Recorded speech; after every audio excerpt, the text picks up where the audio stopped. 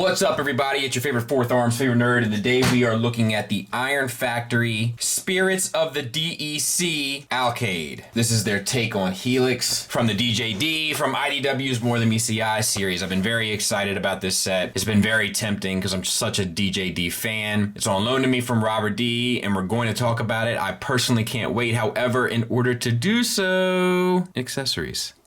And honestly, there's not a lot to talk about. You get 4 hands. So you have the 2 posing hands. These are for the little arms. Then you have the 2 holding hands and the 2 fist hands, and they just swap out on a swivel, and then obviously will swivel as, you know, for their wrist articulation.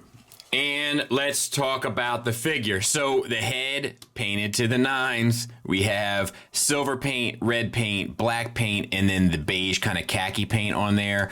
It's on a ball peg. You get good articulation up, a fair bit down. You get the swivel, little bit of attitude. Beautifully done. No issues whatsoever. Silver paint on these pistons here.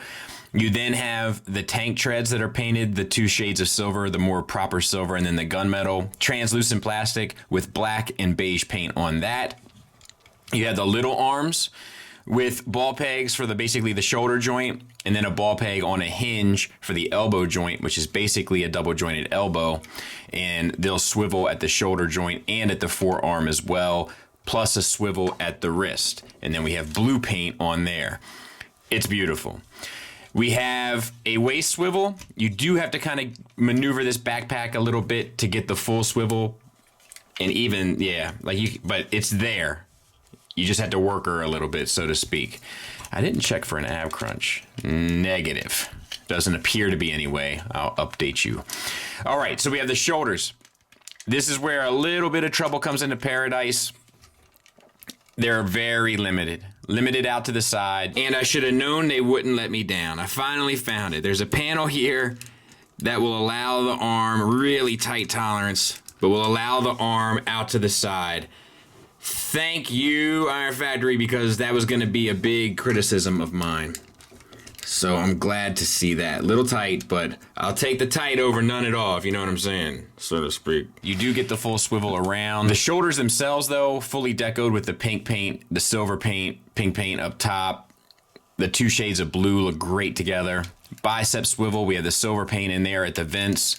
We have a single hinged elbow that gets you past 90 degrees. Silver paint on the elbow joint. Silver paint on the forearm. Pink paint on the forearm. Pink paint.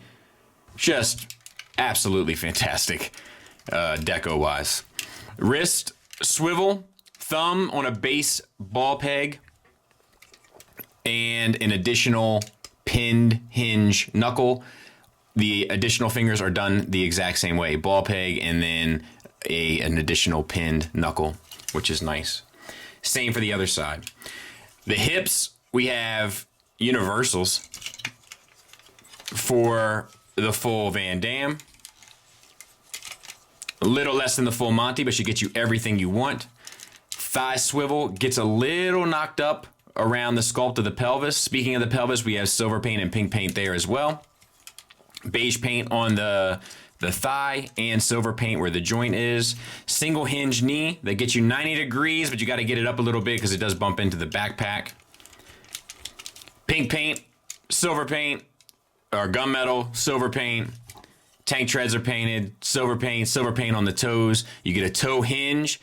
You get an ankle tilt down. It's basically just at the foot, kind of a cheat, but I think it works. An ankle tilt up and a rocker. Beautifully done. And there he is from the back. Silver paint, pink paint, more deco comes through. Like, this thing has made an impression on me. What a beautiful figure. For the sake of tradition, size comparison wise, there he is with Iron Factory Blaster and the Hasbro Stunticon. And there he is with Tarn, and I think it looks perfect. I love the size difference between the two. It's like exactly how I imagine it. All right, let's get it transformed. So show the top of the shoulders to you, and then disconnect them and bring them down. Your strong hands, you want to flip around and wrap down. I put on the weapon holding hands because that's what they show in the instructions, and I've dealt with some Iron Factory transformations that the hand choice does matter. This piece here comes off, so when you go to transform this next step, put pressure with your thumb at the base of the cockpit, so to speak, and then pull it down and keep a little tension on it. Then you can rotate the treads out. They're on a series of hinges. See, it's just hard. It's hard to work around. So we're just gonna take it off for the time being. And we're gonna swing this one out as well. We're going to take the head, square it up, and collapse it. Keep track of this back flap as you go to put the chest piece back in. It will come around and hide the head, but you want the blue piece kind of sitting up on top, and then the track square. Now we have to do some rotation. So rotate your spiky bits that are sitting up on top 180 degrees so that they're sitting closer to the tank treads. Rotate your flaps that are your flank of your robot that are connected to the shoulders down, and then the arms back up so that they'll sit kind of underneath the tank treads. On the opposite side, you'll see two corresponding tabs, and you can go ahead and secure your forearms to those tabs, and it will also let you know that you've done all your rotating correctly. Rotate at the thighs 180 degrees so that the feet are facing towards the back now, but the treads are in line with your previous treads. Then fold down your blue ankles. Take your toe tilt, tuck that in, and then tuck the foot forward. So toe tilt down. And then lastly, there's a very subtle double hinge where this gunmetal piece connects. So just work that back and then it'll line up. And you want to do the same on the other side. And like I said, it's extremely subtle. But that's it, and then it kind of is more in line. But like I said, I'm not sure how much of a big deal it is, but it's in the instructions, so there it is. I'm gonna clean it up. Like, I know these hands I think are supposed to be this way, and then we'll take a look at them. And there it is, and I think it's kind of suggestive enough. In the comics, I feel like the arms aren't locked in. Like, I can't remember though. Maybe it was a sketch I saw at some point where like the arms are like out, and then they grab you and throw you into these spikes. I kind of feel like is how it was.